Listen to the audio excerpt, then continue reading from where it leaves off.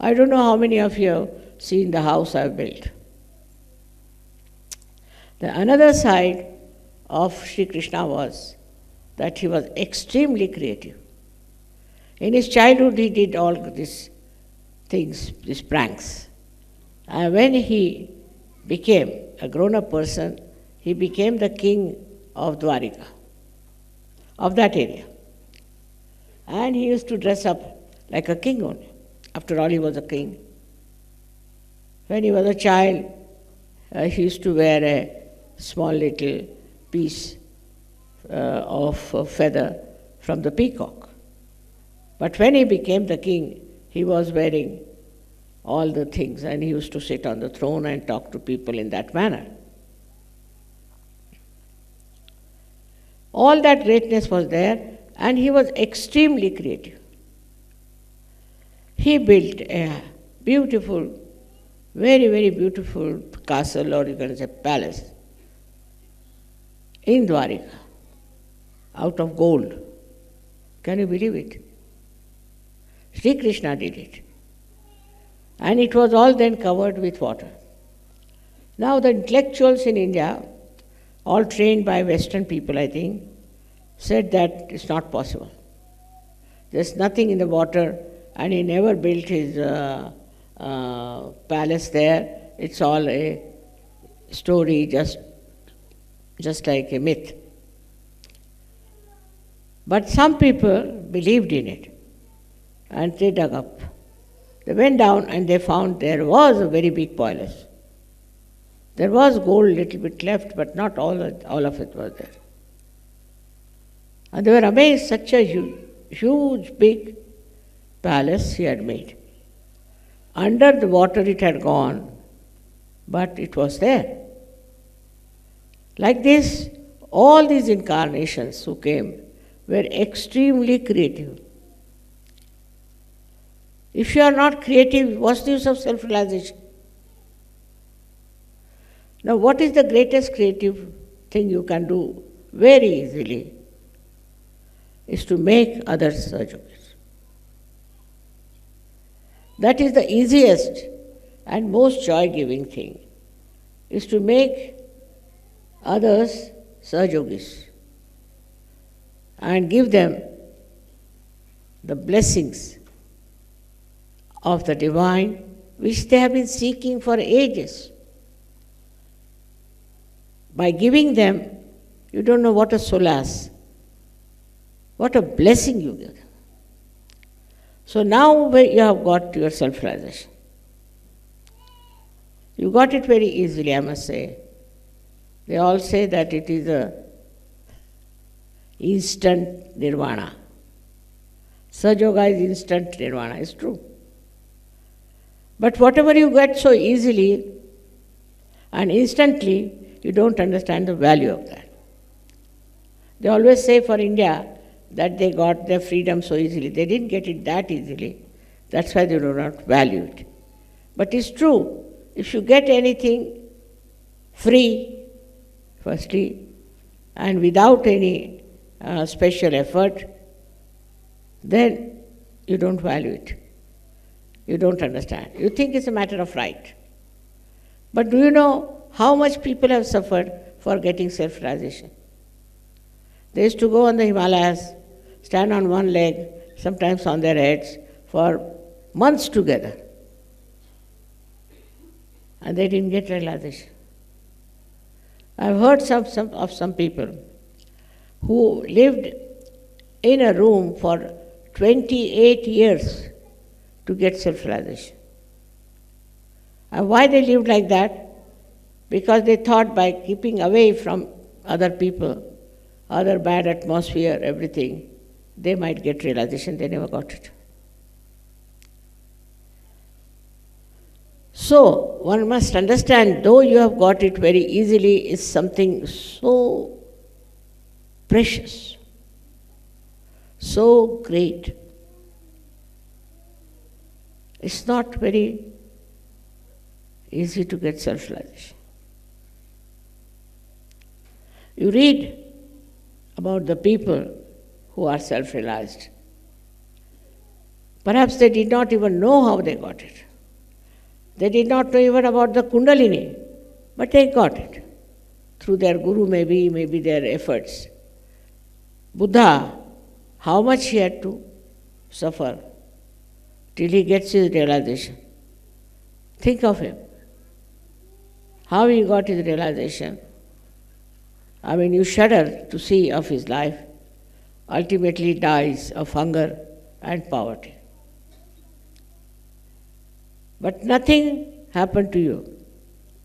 You have got it without any difficulties, in a very sweet manner, all of you. Nothing, you don't have to pay, you don't have to do anything about it. But that doesn't mean you should not value it. Like a seed which is put in the Mother Earth, spontaneously sprouts and gives a life to the primule, which grows, can grow into a shrub and then into a tree. But you have to put water, and you have to have the care of a gardener or someone. In your case, you are the one who has to do all that. First of all, you have to put the nourishment of compassion and love. Have you got that compassion and love? Do you love people? Like somebody told me today, I was shocked, I don't like children. I said, you don't like children? No, I like others' children, not mine. Just imagine. How can you be doing that? How can you say such a thing? You don't like your own children. Anything. First of all, for all of you, I would say that you should never say, I like and I don't like. These are anti-mantras. I like this. It's very common. Who are you? I don't like this carpet. I don't like that silver thing. Who are you? Can you make one like that? To take a decision of that kind is also shows they think it's very spontaneous. It's not. It has come from your conditioning. That you think you have a right to say, I don't like, I don't want. But who are you? If you are the spirit, you will never use these words, because it might hurt somebody. You will never say something that will hurt others. You will never do anything that will be dangerous for others.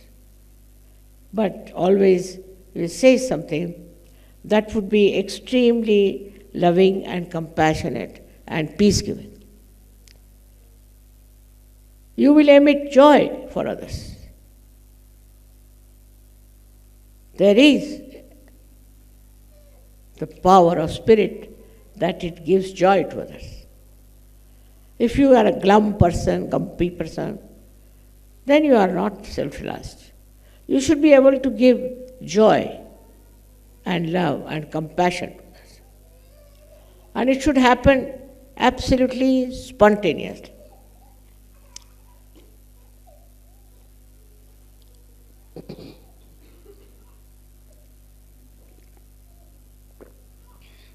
There's a story about a saint in India, in Maharashtra.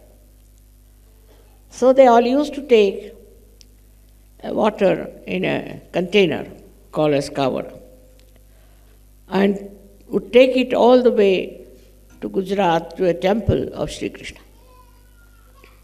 That was regarded as a great, I can say, surrendering to Sri Krishna. So that saint also carried water in that container, this had covered. All the way he carried it from his village in Maharashtra.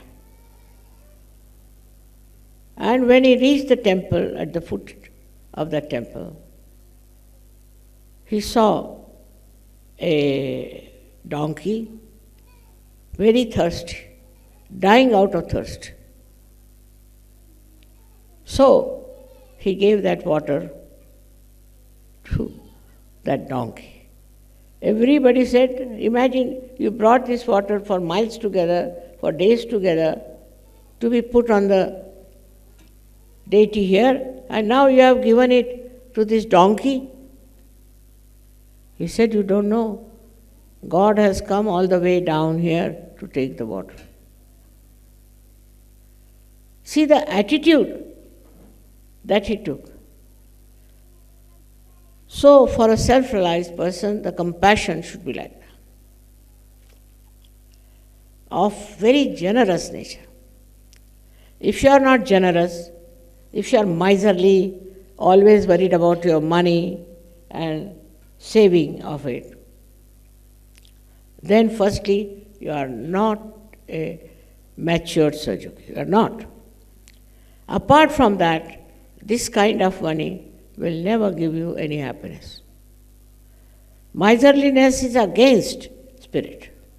Spirit is extremely generous. Extremely generous. It never